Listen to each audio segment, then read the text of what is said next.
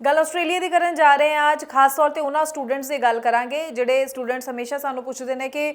University ਵਿੱਚ ਕਿੰਨਾ success rate ਹੁੰਦਾ ਹੈ ਤੇ ਜੇ ਸਾਨੂੰ ਕਾਲਜ ਵਿੱਚ ਐਡਮਿਸ਼ਨ ਲੈਣੀ ਪੈਂਦੀ ਹੈ ਤਾਂ ਕੀ ਕੋਈ ਚਾਂਸਸ ਹੁੰਦੇ ਜਾਂ ਫਿਰ ਆਪਣੀ ਪ੍ਰੋਫਾਈਲ ਦੇ ਵਿੱਚ ਕੁਝ ਖਾਸ ਤਰ੍ਹਾਂ ਦੇ ਡਾਕੂਮੈਂਟਸ ਲਗਾਉਣੇ ਪੈਣਗੇ ਤਾਂ ਕਿ ਪ੍ਰੋਫਾਈਲ ਥੋੜੀ ਮਜ਼ਬੂਤ ਹੋਵੇ ਸਟਰੋਂਗ ਬਣੇ ਤੇ ਸਾਡਾ ਵੀਜ਼ਾ ਲੱਗਣਾ ਯਕੀਨੀ ਹੋ ਸਕੇ ਕਿਹੜੇ ਪੈਰਾਮੀਟਰਸ ਤੇ ਜੋ ਹੈ ਵੀਜ਼ਾ ਸਕਸੈਸ ਰੇਟ ਮਾਪਿਆ ਜਾ ਸਕਦਾ ਸਟੂਡੈਂਟਸ ਅਕਸਰ ਇਹ ਵੀ ਪੁੱਛਦੇ ਨੇ ਕਿ ਕੁਝ ਖਾਸ ਤਰ੍ਹਾਂ ਦੀ ਪ੍ਰੋਫਾਈਲਸ ਹੀ ਨੇ ਜਿਨ੍ਹਾਂ ਨੂੰ ਵੀਜ਼ਾ मिलेगा क्योंकि ऑस्ट्रेलिया की छवि कुछ इस तरह की बन गई है कि ऑस्ट्रेलिया स्ट्रिक्ट नज़र आता है स्टूडेंट्स को हालांकि ऑस्ट्रेलिया के पॉइंट ऑफ व्यू तो देखिए तो ऑस्ट्रेलिया चाहता है कि जेन्युइन स्टूडेंट ही जो है अप्लाई करे उसनों ही वीज़ा मिले तो इत्थे आके अपना जो है फ्यूचर सिक्योर कर सके सो कई सारे डाउट्स ने स्टूडेंट्स के मन में अज के समय में ऑस्ट्रेलिया को लैके कोशिश करांगे अज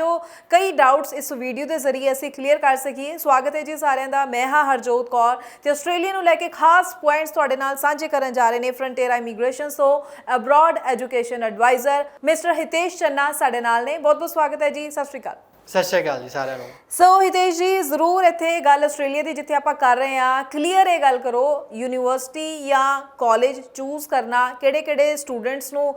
ਕਿਹੜੇ ਗੱਲਾਂ ਨੂੰ ਵੇਖਦੇ ਹੋਏ ਆ ਸਿਲੈਕਸ਼ਨ ਕਰਨੀ ਚਾਹੀਦੀ ਹੈ ਔਰ ਕਿਸ ਤਰ੍ਹਾਂ ਦੇ ਰਿਜ਼ਲਟਸ ਦੀ ਉਮੀਦ ਕੀਤੀ ਜਾ ਸਕਦੀ ਹੈ ਦੇਖੋ ਆਸਟ੍ਰੇਲੀਆ ਦੇ ਵਿੱਚ ਜਿਹੜੇ ਵੀ ਰਿਜ਼ਲਟ ਹੈਗੇ ਨੇ ਬਹੁਤ ਹੀ ਫਾਸਟ ਪ੍ਰੋਸੈਸਿੰਗ ਹੈਗੀ ਯੂਨੀਵਰਸਿਟੀ ਕੇਸਿਸ ਦੀ ਜਦੋਂ ਆਪਾਂ ਗੱਲ ਕਰਦੇ ਇੱਕ ਸੀਓਈ ਆਉਣ ਤੋਂ ਬਾਅਦ ਸਿਰਫ 10 to 15 ਡੇਜ਼ ਦੇ ਵਿੱਚ ਵੀਜ਼ਾ ਆ ਰਹੇ ਬੱਚਿਆਂ ਨੇ ਤੇ ਇੱਕ ਹਫਤੇ ਵਿੱਚ ਵੀ ਵੀਜ਼ਾ ਆਇਆ ਜਦੋਂ ਅਸੀਂ ਗੱਲ ਕਰਦੇ ਪਏ ਹਾਂ ਆਸਟ੍ਰੇਲੀਆ ਦੇ ਲਈ ਜਦੋਂ ਇੱਕ ਗ੍ਰੈਜੂਏਟ ਲਈ ਬੱਚਾ ਹੈਗਾ ਜਾਂ ਮਾਸਟਰਸ ਲਈ ਜਾਂਦਾ ਹੈ ਜੇ ਮਤਲਬ ਕਿ 12th ਪਾਸ ਆਊਟ ਹੈ ਤੇ ਉਹ ਆਪਣਾ ਡਿਗਰੀ ਵਾਸਤੇ ਆਪਸ਼ਨਸ ਦੇਖਦਾ ਪਿਆ ਕਿ ਮੈਂ ਡਿਗਰੀ ਜਿਹੜੀ ਬੈਚਲਰਸ ਦੀ ਡਿਗਰੀ ਕਰਾਂਗਾ ਉਹ ਕਿਹੜੀ ਯੂਨੀਵਰਸਿਟੀ 'ਚ ਕਰ ਸਕਦਾ ਜਿੱਥੇ ਮੈਨੂੰ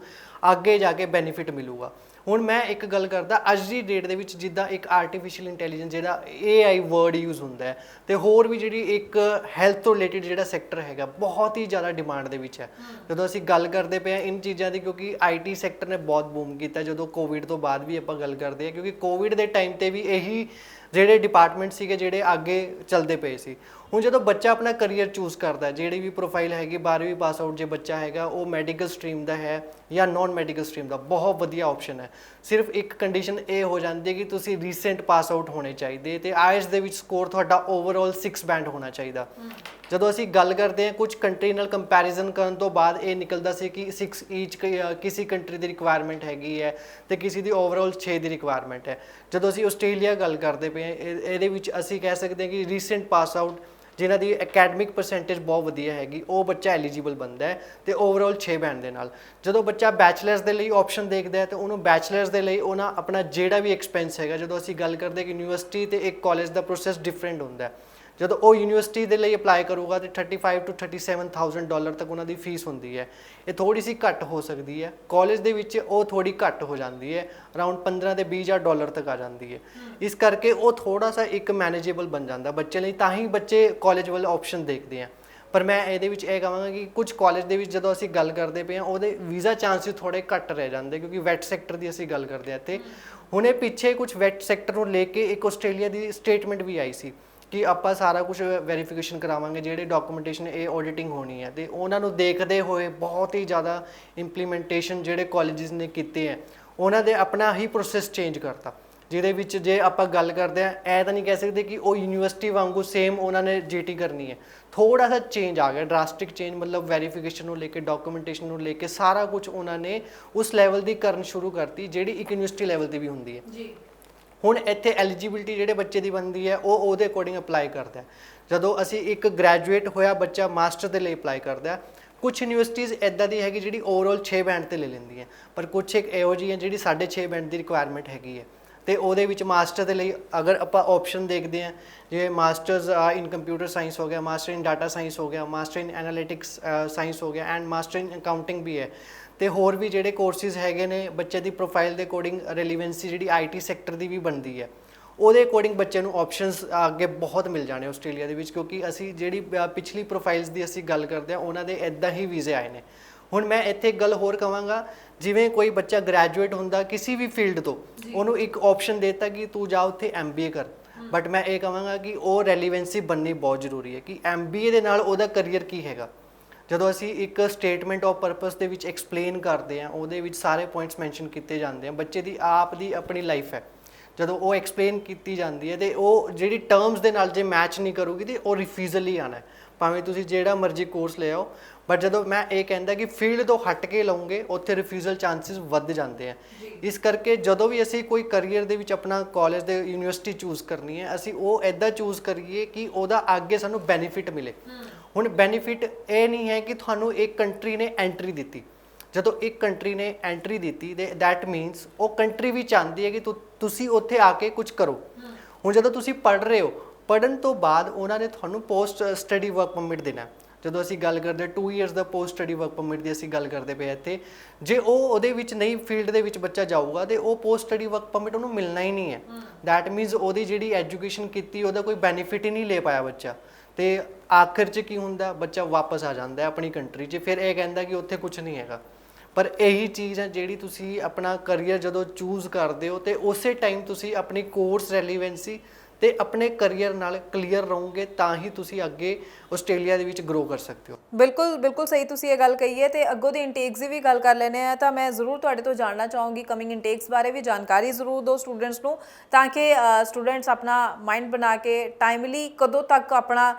ਪੂਰੇ ਡਾਕੂਮੈਂਟੇਸ਼ਨ ਕੰਪਲੀਟ ਕਰਦੇ ਹੋਏ ਅਪਲਾਈ ਕਰ ਸਕਣ ਸਟੂਡੈਂਟ। ਦੇਖੋ ਆਉਣ ਵਾਲਾ ਜਿਹੜਾ ਜੈਨ ਫੈਬ ਇਨਟੇਕ ਹੈ ਬਹੁਤ ਹੀ ਜ਼ਿਆਦਾ ਹੈਗਾ, ਕਿਉਂਕਿ ਜੈਨ ਫੈਬ ਇਨਟੇਕ ਲਈ ਬੱਚਾ ਅਪਲਾਈ ਕਰ ਸਕਦਾ ਹੈ। ਥੋੜਾ ਸਾ ਇੱਕ ਜੀਟੀ ਪ੍ਰੋਸੈਸ ਨੂੰ ਲੈ ਕੇ ਡਾਊਟ ਰਹਿੰਦਾ ਬੱਚੇ ਦਾ, ਕਿਉਂਕਿ ਜੀਟੀ ਦਾ ਐਕਚੁਅਲ ਪਰਪਸ ਕੀ ਹੈਗਾ ਕਿ ਜੀਟੀ ਦੇ ਵਿੱਚ ਤੁਹਾਡੀ ਪ੍ਰੋਪਰ ਜਿਹੜੀ ਵੀ ਰਿਕੁਆਇਰਮੈਂਟ ਹੈਗੀ ਬੱਚੇ ਦੀ ਪ੍ਰੋਪਰ ਵੈਰੀਫਿਕੇਸ਼ਨ ਹੁੰਦੀ ਹੈ। ਜਿਵੇਂ ਤੁਹਾਡੇ ਫਾਈਨੈਂਸ਼ੀਅਲਸ ਹੋ ਗਏ ਬੱਚੇ ਦੇ, ਤੁਹਾਡੀ ਇਨਕਮ ਬੱਚੇ ਦੀ ਜਿਹੜੀ ਵੀ ਹੈ ਸਾਰੀ ਵੈਰੀਫਾਈਬਲ ਹੋਣੀ ਚਾਹੀਦੀ ਹੈ। ਕੋਈ ਵੀ ਡਾਕੂਮੈਂਟ ਤੁਸੀਂ ਉਹਨਾਂ ਨੂੰ ਦੇ ਰਹੇ ਹੋ, ਤੁਹਾਡਾ ਡਾਕੂਮੈਂਟ ਵੈਰੀਫਾਈ ਹੋਣਾ ਚਾਹੀਦਾ। ਜੇ ਤੁਹਾਡੇ ਖਾਤੇ 'ਚ 30-40 ਲੱਖ ਰੁਪਏ ਪਿਆ ਵੀ ਹੈਗਾ, ਉਹਨਾਂ ਨੂੰ ਉਸ ਚੀਜ਼ ਦਾ ਵੀ ਸੋਰਸ ਚਾਹੀਦਾ ਕਿ ਇਹ ਪੈਸਾ ਕਿੱਥੋਂ ਆਇਆ। ਜਦੋਂ ਤੁਸੀਂ ਉਹ ਸੋਰਸ ਉਹਨਾਂ ਨੂੰ ਪ੍ਰੋਵਾਈਡ ਕਰਾਓਗੇ ਤਾਂ ਹੀ ਤੁਹਾਡਾ ਜੀਟੀ ਕਲੀਅਰ ਹੋਣਾ, ਅਦਰਵਾਈਜ਼ ਉਹ ਕਲੀਅਰ ਨਹੀਂ ਹੋਣਾ। ਐਂਡ ਸੈਕਿੰਡ ਥਿੰਗ, ਜਦੋਂ ਮੈਂ ਇੱਕ ਗੱਲ ਕਰਦਾ ਕੈਲਕੂਲੇਸ਼ਨ ਦੀ, ਆਪਾਂ ਇਨਕਮ ਨੂੰ ਲਿਵਿੰਗ ਐਕਸਪੈਂਸ ਨੂੰ ਕਾਊਂਟ ਕਰਦੇ ਹਾਂ। ਇੱਥੇ ਹੁਣੇ ਵੀ ਕੁਝ ਇੱਕ 17% ਸਮਥਿੰਗ ਕਿਹਾ ਸੀ ਕਿ ਜਿਹੜਾ ਲਿਵਿੰਗ ਐਕਸਪੈਂਸ ਹੈ ਸ਼ਾਇਦ ਉਹ ਅਕਤੂਬਰ ਤੋਂ ਇਨਕਰੀਜ਼ ਹੋ ਜਾਣਾ ਕਿ ਇੱਕ ਜਿਹੜਾ 21,040 ਸਮਥਿੰਗ ਹੈਗਾ ਸ਼ਾਇਦ ਉਹ $24,000 ਤੱਕ ਚਲੇ ਜਾਣਾ, ਤੇ ਉਹ ਲਿਵਿੰਗ ਐਕਸਪੈਂਸ ਵੱਧ ਜਾਣਾ। ਦੈਟ ਮੀਨਸ ਜਦੋਂ ਉਹ ਵਧੂਗਾ ਦੈਟ ਇੱਕ ਕੋਸਟ ਵੱਧ ਜਾਣੀ ਤੁਹਾਡੇ ਐਕਸਪੈਂਸ ਦੇ ਵਿੱਚ। ਜਿਹੜਾ ਬੱਚਾ ਰਨਿੰਗ ਕੇਸ ਐਕਟਿਵ ਹੈਗਾ ਉਹਨੂੰ ਆਪਣੇ ਫਾਈਨੈਂਸ਼ੀਅਲਸ ਹੋਣੇ ਤੋਂ ਆਪ ਹੀ ਦੇਖਣੇ ਪੈਣੇ ਕਿ ਉਹਦਾ ਕੋਲ ਉਹ ਫੰਡ ਸ਼ੋਰਟ ਨਾ ਪੈ ਜਾਏ, ਕਿਉਂਕਿ ਜਦੋਂ ਉਹਨਾਂ ਦੀ ਫਾਈਲ ਦੇ ਉੱਤੇ ਅੱਗੇ ਜੀਟੀ ਦਾ ਪ੍ਰੋਸੈਸ ਚੱਲਦਾ ਪਿਆ, ਇਹ ਅਕਤੂਬਰ ਤੋਂ ਇੰਪਲੀਮੈਂਟ ਹੋ ਜਾਣਾ। ਜਿਹੜਾ ਵੀ ਇੰਪਲੀਮੈਂਟ ਹੋਊਗਾ ਉਹਦੇ ਬਾਅਦ ਫਿਰ ਬੱਚੇ ਨੂੰ ਦਿੱਕਤ ਆਣੀ ਹੈ, ਕਿਉਂਕਿ ਉਹਨਾਂ ਦੇ ਫੰਡ ਸ਼ੋਰਟ ਹੋ ਗਏ ਤੇ ਦੈਟ ਮੀਨਸ ਜੀਟੀ ਉਹਨਾਂ ਦੀ ਰਿਜੈਕਟ ਹੋ ਜਾਣੀ ਹੈ। ਤੇ ਇਸੇ ਕਰਕੇ ਜਦੋਂ ਅਸੀਂ ਗੱਲ ਕਰਦੇ ਪਏ ਇਨਟੇਕ ਦੇ ਵਾਸਤੇ, ਬੱਚਿਆਂ ਨੂੰ ਆਪ ਹੀ ਜਿਹੜੇ ਵੀ ਫਾਈਨੈਂਸ਼ੀਅਲਸ ਹੈਗੇ ਉਹਨਾਂ ਦੀ ਕੈਲਕੂਲੇਸ਼ਨ ਕਦੇ ਵੀ ਮਿਸ ਕੈਲਕੂਲੇਟ ਨਹੀਂ ਕਰਨੀ। ਭਾਵੇਂ ਤੁਸੀਂ ਆਪ ਵੈਬਸਾਈਟ ਤੇ ਜਾ ਕੇ ਪੜ੍ਹ ਸਕਦੇ ਹੋ ਕਿ ਉਹਨਾਂ ਦੀ ਕਿੰਨੀ ਰਿਕੁਆਇਰਮੈਂਟ ਹੈ ਤੇ ਕਿੰਨਾ ਐਕਚੁਅਲ ਫੰਡ ਤੁਹਾਨੂੰ ਚਾਹੀਦਾ, ਤਾਂ ਕਿ ਤੁਹਾਡੇ ਆਪ ਸ਼ੋਰਟ ਨਾ ਪੈ ਜਾਏ। ਦੈਨ ਅਗੇਨ ਮੈਂ ਕਹਿੰਦਾ ਇੱਥੇ ਥਰਡ ਪਾਰਟੀ ਫੰਡ ਨਹੀਂ ਚੱਲਦਾ। ਜਿਵੇਂ ਥਰਡ ਪਾਰਟੀ ਫੰਡ ਦੇ ਵਿੱਚ ਤੁਹਾਡੇ ਕਿਸੇ ਦੇ ਤੁਸੀਂ ਤਾਏ ਚਾਚੇ ਦੇ ਜਾਂ ਹੋਰ ਕਿਸੇ ਦੇ ਫੰਡ ਸ਼ੋਅ ਕਰਦੇ ਹੋ ਜਾਂ ਦਿਖਾਉਂਦੇ ਹੋ ਕਿ ਉਹ ਸਾਡੇ ਜੁਆਇੰਟ ਫੈਮਿਲੀ ਦੇ ਵਿੱਚ ਰਹਿੰਦੇ ਜੀ, ਅਸੀਂ ਸਾਨੂੰ ਉਹਨਾਂ ਤੋਂ ਪੈਸੇ ਲੈ ਕੇ ਜਾਂ ਕੁਝ ਵੀ ਕਰ ਰਹੇ ਹੋ ਤੁਸੀਂ, ਉਹ ਨਹੀਂ ਚੱਲਣਗੇ ਕਿਉਂਕਿ ਉਹ ਜੀਟੀ ਦੇ ਵਿੱਚ ਰਿਜੈਕਟ ਹੋ ਜਾਣੇ। ਤੇ ਮੇਕ ਸ਼ੋਰ ਕਿ ਤੁਹਾਡੇ ਆਪਣੇ ਆਪ ਦੇ ਪੇਰੈਂਟਸ ਦੇ ਫੰਡ ਹੋਣ, ਤੁਹਾਡੇ ਨਾਮ ਤੇ ਫੰਡ ਹੋਣਗੇ, ਚੱਲੋਗੇ।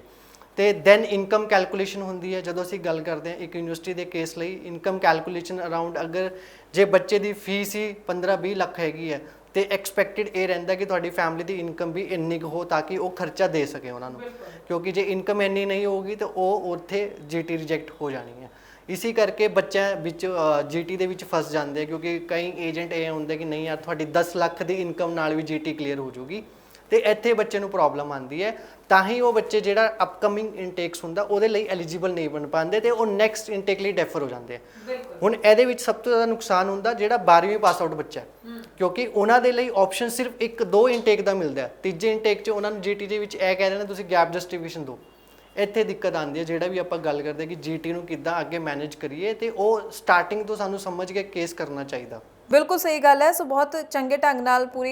ਇਨਫੋਰਮੇਸ਼ਨ ਜੋ ਹਿਤੇਸ਼ ਨੇ ਤੁਹਾਡੇ ਨਾਲ ਸਾਂਝੀ ਕੀਤੀ ਹੈ ਕਿ ਕਿਹੜੇ ਪੁਆਇੰਟਸ ਹੈ ਤੁਸੀਂ ਸ਼ੁਰੂਆਤ ਵਿੱਚ ਹੀ ਕੰਮ ਕਰੋ ਤਾਂ ਜੀਟੀ ਡਿਲੇ ਵਾਲੀ ਪ੍ਰੋਬਲਮ ਫੇਸ ਨਹੀਂ ਕਰਨੀ ਪਏਗੀ। ਸੋ ਮੈਂ ਉਮੀਦ ਕਰਦੀ ਹਾਂ ਕਿ ਅੱਜ ਦੀ ਵੀਡੀਓ ਦੇ ਜ਼ਰੀਏ ਤੁਹਾਨੂੰ ਕਾਫੀ ਕੁਝ ਨਵਾਂ ਜਾਣਨ ਨੂੰ ਤੇ ਸਿੱਖਣ ਨੂੰ ਜ਼ਰੂਰ ਮਿਲਿਆ ਹੋਵੇਗਾ। ਬਾਕੀ ਫਿਰ ਵੀ ਤੁਹਾਡਾ ਕੋਈ ਡਾਊਟ ਹੈ, ਕੋਈ ਸਵਾਲ ਹੈ ਤਾਂ ਤੁਸੀਂ ਜਿਹੜਾ ਸਕਰੀਨ ਤੇ ਨੰਬਰ ਹੈ ਇਸ ਉੱਪਰ ਕਾਲ ਕਰਕੇ ਵੀ ਪੂਰੀ ਜਾਣਕਾਰੀ ਜ਼ਰੂਰ ਲੈ ਸਕਦੇ ਹੋ। ਬਹੁਤ ਥੈਂਕਸ ਹਿਤੇਸ਼ ਕਿ ਤੁਸੀਂ ਆਸਟ੍ਰੇਲੀਆ ਨੂੰ ਲੈ ਕੇ ਕਈ ਖਾਸ ਪੁਆਇੰਟਸ ਸਟੂਡੈਂਟਸ ਨਾਲ ਸਾਂਝੇ ਕੀਤੇ ਨੇ। ਅੱਗੋਂ ਵੀ ਅਸੀਂ ਹੋਰ ਇਨਫੋਰਮੇਟਿਵ ਵੀਡੀਓਜ਼ ਲੈ ਕੇ ਆਉਂਦੇ ਰਵਾਂਗੇ। ਅੱਜ ਲਈ ਸਾਨੂੰ ਦਿਓ ਜੀ ਇਜਾਜ਼ਤ। Thank you so much. Thank you so much.